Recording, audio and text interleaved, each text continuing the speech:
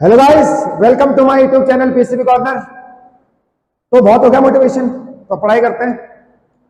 तो अपन का जो टॉपिक चल रहा था वो चला था आपका रेजोनेंस। अगर हम आपसे पूछे रेजोनेंस क्या होता है, आप झट से मुझे बता दोगे आप?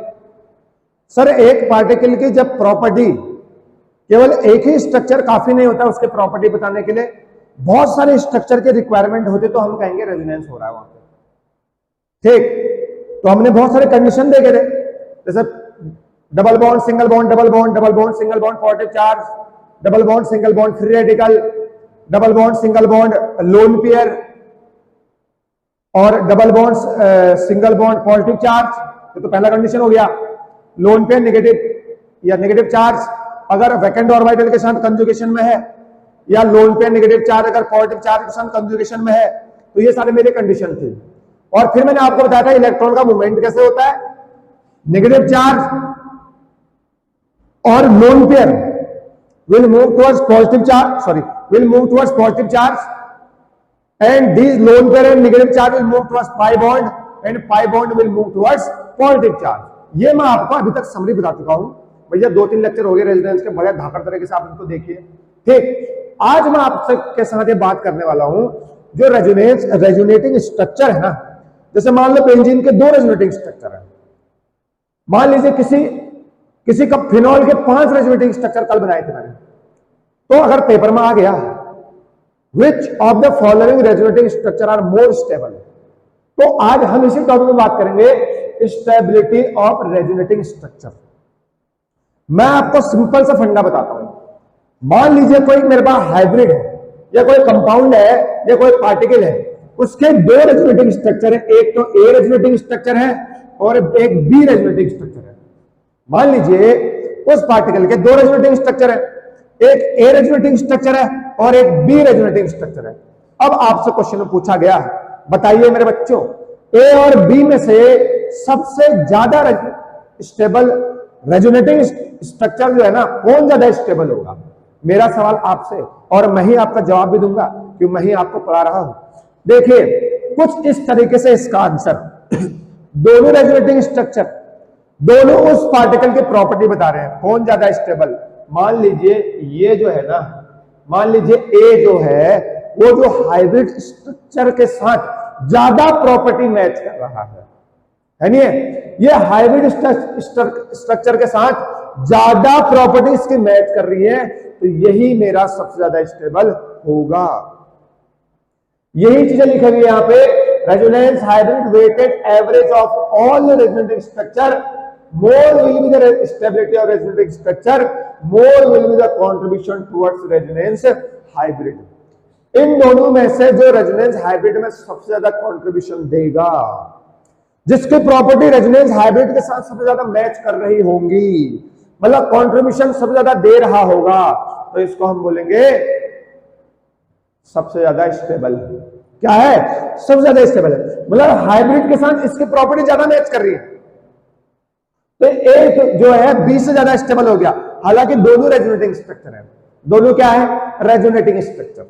ठीक, तो कुछ इसके रूल होते हैं बहुत सारे। जैसे मान लीजिए मैंने आपको बताया है फिनॉल के 5 कंपाउंड है, 5 रेजोनेटिंग स्ट्रक्चर है, उनमें से एक स्टेबल होगा, और हो सकता है सबसे कम स्टेबल भी होगा उनमें से, है नहीं? लेकिन 5 के 5 क्या है? रेजोनेटिंग स्ट्रक्चर है। तो जो प्रॉपर्टी जो है ना, जो हाइब्रिड रेजोनेंस हाइब्रिड की ओर जल्दी पहुंचेगा, उससे ज्यादा प्रॉपर्टी मैच करेगा, रेजोनेंस हाइब्रिड में ज्यादा कंट्रीब्यूशन करेगा, वो ज्यादा स्टेबल होगा। आपको उसको याद करना है। ठीक, चले हम रूल पढ़ते हैं। 4 रूल है, देयर आर 4 रूल्स, और उन रूल को आपको सीक्वेंस से याद रखना है। ठीक है, पहले पहला रूल चेक करेंगे क्वेश्चन में, फिर सेकेंड रूल चेक करेंगे, थर्ड रूल चेक करेंगे, फिर फोर्थ चेक करेंगे। ठीक है, चलिए रूल नंबर 1 की बात करते हैं। Resonating structure having octet complete of all the item is more stable, या हम कहें जिसमें पाई बॉन्ड का नंबर ज्यादा होगा वो ज्यादा स्टेबल होगा। यहां देखो CH2 double bond, CH single bond double bond, resonance हो रहा है, यही इसका रेजोनेटिंग स्ट्रक्चर है। ठीक, अगर आपसे पूछेगा इन दोनों में से कौन ज्यादा स्टेबल है, एक बार नीट में एक बार जे में क्वेश्चन आ चुके हैं इस तरीके से कि which of the following resonating structure are more stable. अब पहला ये आप रूल को ना सीक्वेंस में चेक करना है, पहला रूल ये चेक करिए, फिर सेकंड चेक करेंगे, फिर थर्ड, फिर फोर्थ। इसमें ऑक्टेट पूरा है सबका, इसमें ऑक्टेट पूरा नहीं है, यहां पर ऑक्टेट पूरा है, डबल बॉन्ड हो गया, यहां पर ऑक्टेट पूरा नहीं, देख लो 1 2 और 2, एक हाइड्रोजन के पास और 2 हाइड्रोजन के पास, 4 6 इलेक्ट्रॉन है कार्बन के पास, ऑक्टेट कंप्लीट नहीं है नहीं, और पॉजिटिव चार्ज आ रखा है, ये हो गया अनस्टेबल, ठीक है ना। तो क्या लिख रखा है, अगर ऑक्टेट कंप्लीट है तो जो जिसका ऑक्टेट कंप्लीट होगा वो ज्यादा स्टेबल है as compare to incomplete octet. तो ये कह सकते हैं नंबर ऑफ पाई बॉन्ड की वैल्यू ज्यादा है तो ज्यादा स्टेबल है, तो पहला वाला ज्यादा स्टेबल हो गया सेकंड वाले से, बहुत इंपॉर्टेंट है। तो जिसका ऑक्टेट कंप्लीट होगा सारे एटम का वो ज्यादा स्टेबल होगा, क्योंकि भाई देखो अगर यहां चार्ज आ गया ना, चार्ज तो वैसे भी अनस्टेबल है, कभी कम है कभी ज्यादा है, तो अनस्टेबिलिटी वैसे आगे चार्ज आगे, ऐसे यहां देखो ये इसका रेजोनेटिंग स्ट्रक्चर है। अब एक चीज और देखिए, किस में कंप्लीट ऑक्टेट है, इसमें नहीं है सर, देख लो यहां पर 6 इलेक्ट्रॉन है इस कार्बन के पास, यहां कंप्लीट ऑक्टेट है, ऑक्सीजन का भी कंप्लीट ऑक्टेट है, इस कार्बन का भी और इस कार्बन का भी है, नहीं है, यहां कंप्लीट ऑक्टेट है, यहां कंप्लीट ऑक्टेट नहीं है, इस कार्बन का इनकम्प्लीट ऑक्टेट है, तो कंप्लीट वाला ज्यादा स्टेबल हो गया इनकम्प्लीट वाले से, ठीक। अब एक चीज और, यहां वैसे भी एक पाई बॉन्ड है, यहां कोई पाई बॉन्ड नहीं है, तो मोर number of pi bond more stability, ठीक। और ऑक्टेट भी देखना है, तो second one is more stable then first one. समझ में आ गया पहला रूल, कोई दिक्कत है? चलिए आगे चलते हैं। अब बात करते हैं rule number second. Rule number first, complete octet more stable as compare to incomplete octet. Rule number second, अगर मान लीजिए पोलर और नॉन पोलर मॉलिक्यूल आ गए, आपने देख लिया पाई बॉन्ड इक्वल है और ऑक्टेट भी कंप्लीट है, पाई बॉन्ड भी इक्वल है, ऑक्टेट भी कंप्लीट है, अगर फिर आप पहला रूल तो गया, सेकंड रूल देखेंगे नॉन पोलर और पोलर तो नहीं है, ये देखिए ये हो गया नॉन पोलर, कोई चार्ज पार्टिकल नहीं है, हालांकि एक एक पाई बॉन्ड है यहां और यहां, लेकिन यहां पर ये दीज आर पोलर मॉलिक्यूल, और पोलर मॉलिक्यूल का मतलब आयंस है या पॉजिटिव और नेगेटिव चार्ज है या चार्ज पार्टिकल है, वैसे ही अनस्टेबल है, चार्ज पार्टिकल तो वैसे ही अनस्टेबल होते हैं, है नहीं? तो नॉन पोलर ज्यादा स्टेबल होगा as compare to polar molecule. और रूल नंबर थर्ड, अगर मैं रूल नंबर थर्ड की अगर हम बात करें, मोर इलेक्ट्रोनेगेटिव पर नेगेटिव चार्ज और लेस इलेक्ट्रोनेगेटिव पर पॉजिटिव चार्ज जो है ना, अगर ऐसा है तो वो रेजोनेटिंग स्ट्रक्चर ज्यादा स्टेबल होंगे। जैसे यहां पर देखो ऑक्सीजन में नेगेटिव चार्ज है या कार्बन में नेगेटिव चार्ज है, क्या बोला? नेगेटिव चार्ज और more electronegative are more stable resonating structure, that is why second is more stable resonating structure than first one. समझ में आ गया नहीं आ गया? चलिए रूल नंबर 4 चलते हैं, ये रूल नंबर याद करने हैं आपको, रूल नंबर 4। चलिए अब हम बात करेंगे रूल नंबर 4 की। देखो इन रूल को अगर आप क्वेश्चन में चेक करेंगे तो सीक्वेंस वाइज चेक करेंगे। पहले आपको कंप्लीट ऑक्टेट वाला रूल देखना है, दूसरा पोलर एंड नॉन पोलर वाला रूल देखना है, थर्ड मोस्ट इलेक्ट्रोनेगेटिव पर नेगेटिव चार्ज और लेस इलेक्ट्रोनेगेटिव पर positive charge will be more stable resonating structure. और अगर चारों रूल नहीं, 3 के 3 रूल नहीं लग रहे हैं, ये वाला रूल लगेगा, कहीं ना कहीं पॉजिटिव और नेगेटिव चार्ज वाला कॉन्सेप्ट आ रहा है, तो क्या लिखा हुआ है? Resonating structure in which unlike charges at minimum separation और like charges at maximum separation are more stable resonance. अब देखो ये अनलाइक है, प्लस और माइनस, अनलाइक चार्ज ये पास पास होने चाहिए, प्लस प्लस और माइनस माइनस है, लाइक चार्जेस है वो एक दूसरे से दूर होने चाहिए, तभी तो रिपल्शन कम होगा ना वहां पे, यहां पर ज्यादा अट्रैक्शन होगा तो क्या होगा? स्टेबिलिटी ज्यादा होगी। लेकिन उससे पहले अगर 1 2 3 4 5 ये फिनॉल के हैं रेजोनेटिंग स्ट्रक्चर, देखो क्या मैं ए की जो स्टेबिलिटी है वो ई के बराबर होगी और इनके सबसे ज्यादा होगी।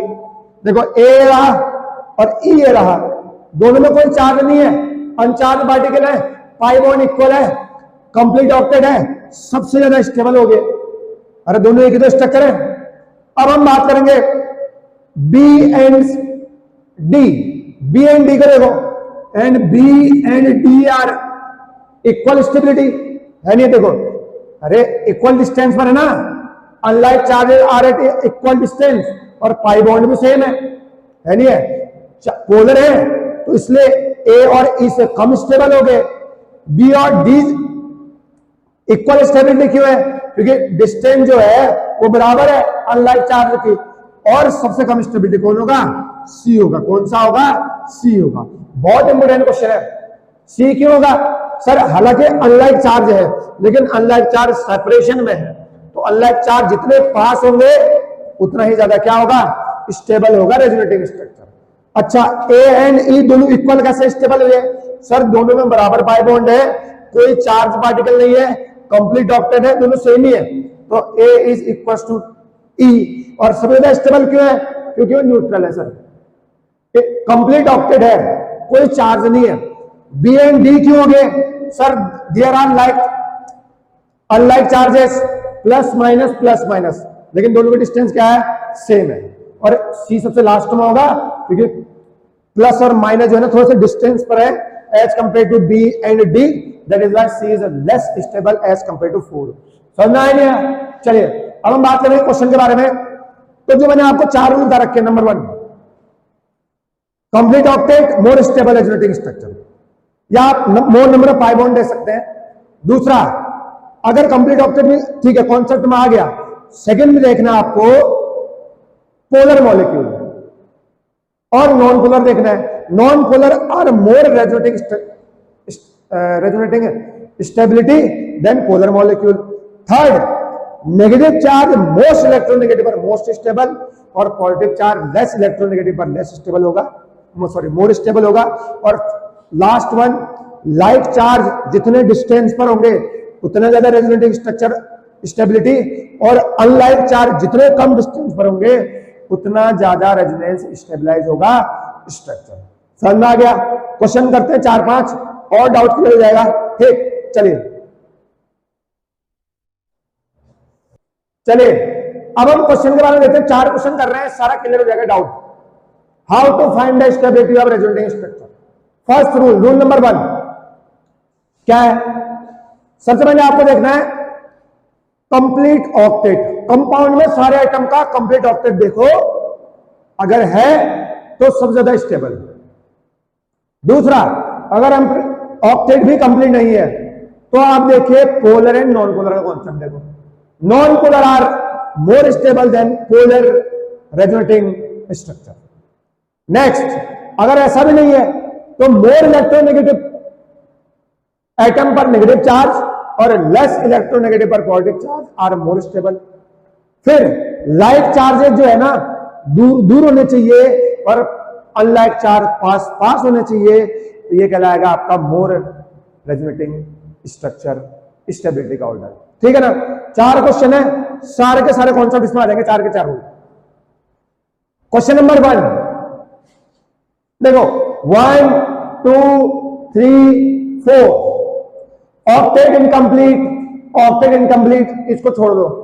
देखो ऑक्टेट कंप्लीट, इसका भी ऑक्टेट कंप्लीट है, सब में है नहीं है, और इसका भी ऑक्टेट कंप्लीट है, एक पाई बॉन्ड, लेकिन ये नॉन पोलर है, ये पोलर है। Non polar is more stable than polar molecule. पहला रूल है सीक्वेंस वाइज चलना है, सबसे स्टेबिलिटी पहला, सेकेंड, फिर थर्ड, फिर फोर्थ। सीक्वेंस में जैसे से बता रखा है, सीक्वेंस में 4 के 4 रूल, वैसे आपको याद करना है। सभी का स्टेबल ए देन बी। अब बताओ सी एंड डी में से कौन ज्यादा स्टेबल है? सी होगा, फिर होगा डी। और सी क्यों हुआ? देखो ऑक्सीजन पर नेगेटिव चार्ज है या ऑक्सीजन पर प्लस चार्ज है, मोर इलेक्ट्रोनेगेटिव पर negative charge is more stable then positive charge, है नहीं है? तो सी स्टेबल, फिर कौन होगा? डी स्टेबल होगा, है नहीं है? तो सारे रूल आ रहे हैं भैया काम में, तो ध्यान से दिमाग से कोशिश करो समझने की। हाँ भाई सर चाह क्या रहे हो आप बताना क्या चाह रहे हैं, क्योंकि लास्ट लेक्चर है रेजोनेंस का, इसके बाद एरोमेटिसिटी स्टार्ट करेंगे। ठीक है ना? नीट में आया ये वाला क्वेश्चन, नीट में आया। क्वेश्चन नंबर 2 देखो, कैसे बात करोगे?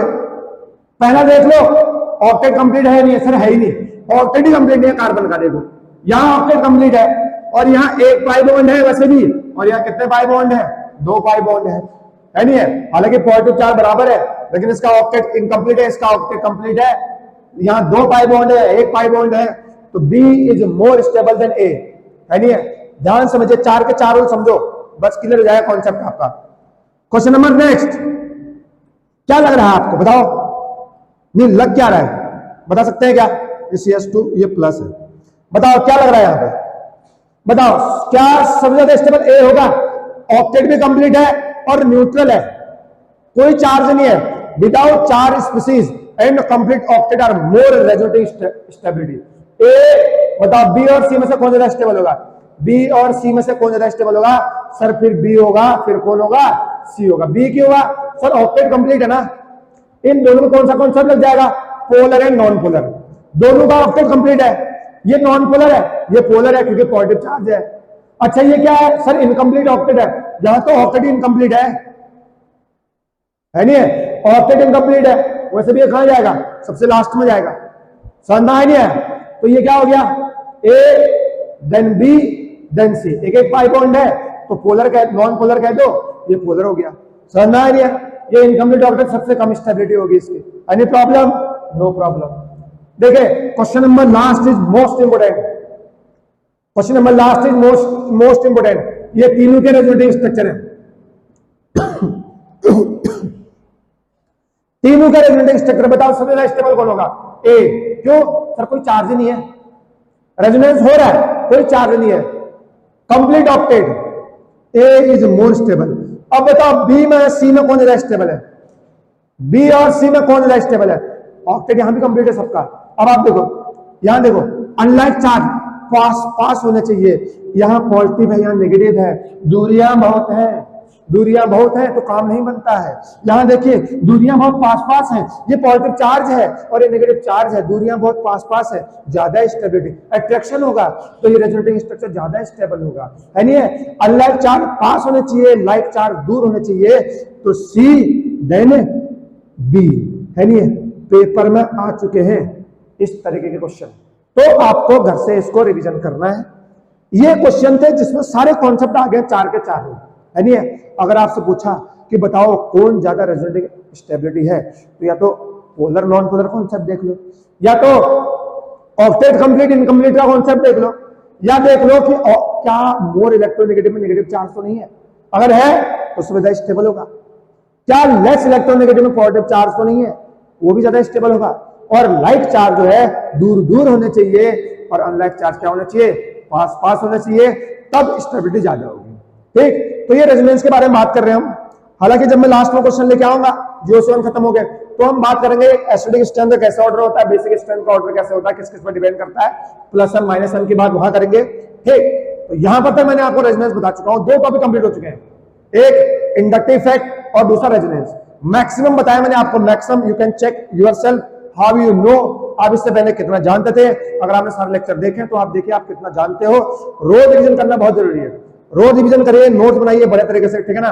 रोज रिवीजन करो, हर चीज आएगी, दुनिया की हर चीज मिलेगी आपको है नहीं है? तो सारे रिवीजन करते रहे नोट्स, और बाकी अगले लेक्चर मिलते हैं।